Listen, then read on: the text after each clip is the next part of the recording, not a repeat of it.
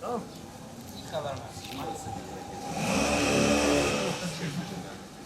Urfa'mız bugün misafirperverliğinin bir örneği daha gösteriyor.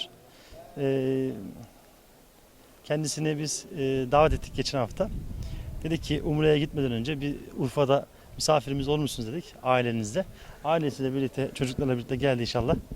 Hamdolsun. Önce şunu söyleyeyim. Bu olay şöyle gerçekleşti. Kutlu Doğum Haftası'nda bilindiği gibi biz GAB Arena'da Diyanet İşleri Başkanımızın nezaretinde bir umre çekilişi yaptık. Umre çekilişi yaptık. Orada 10 kişi umreye götürme için uğraşmıştık. Kura onunla ilgiliydi. Kuramızda 8 kişi gelmişti. 2 kişiyi belirleyememiştik. 2 kişi gelmemişti.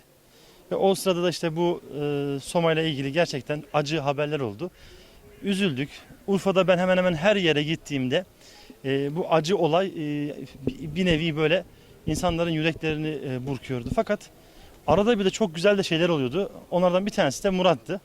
O Murat kardeşim de gerçekten bizi çok duygulandırdı. Bir de Mahmut abi diye işte o fedakarlık yapan kardeşimiz vardı. Bu iki kardeşimiz gerçekten bizi çok fedakar davranmışlardı. O sözler bizi çok duygulandırdı. Hemen hemen gidin Urfa'da her yerde bu konuşulur. Urfalılar gerçekten kardeşimizi takdir etmişlerdi. Biz de alelacele hatta son gündü.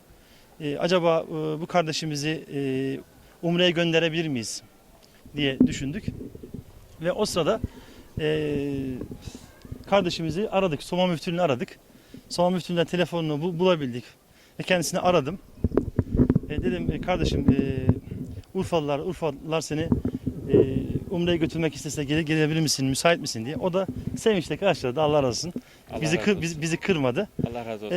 Ve 15 Haziran'da inşallah, İnşallah. hem kendisi hem hanımı hem çocuğu hem de annesi inşallah Umre'ye gidecekler. Allah nasip ederse Hep beraber inşallah. gidecekler. Allah razı olsun. Gidecekler.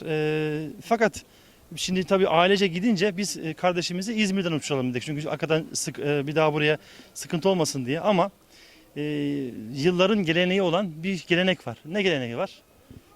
Kendim ben 88'de Umre'ye gittiğimde bu geleneği yaşamıştım. Haliliye Müftüm daha iyi bilir.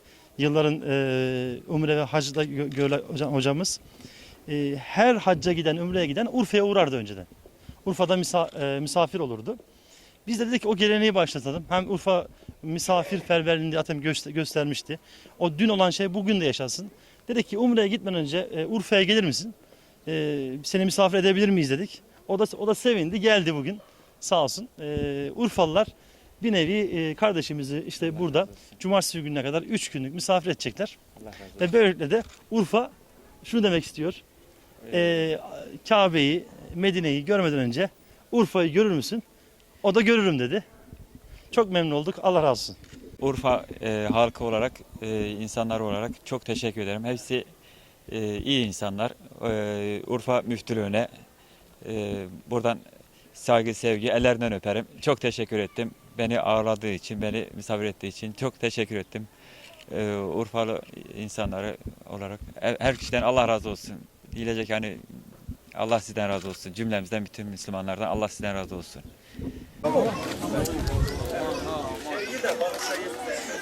Tamam. Gel.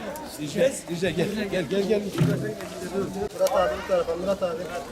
Yanına gel. Murat hocam.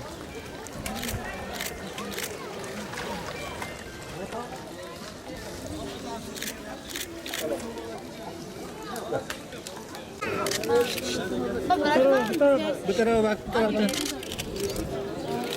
Bu kamerayı çekme bu kamerayı çek.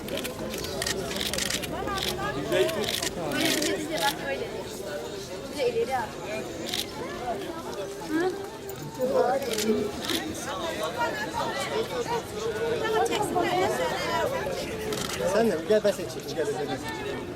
Buraya bak Dicle. Bak abi. Abi buraya bak. Tabak atmayın.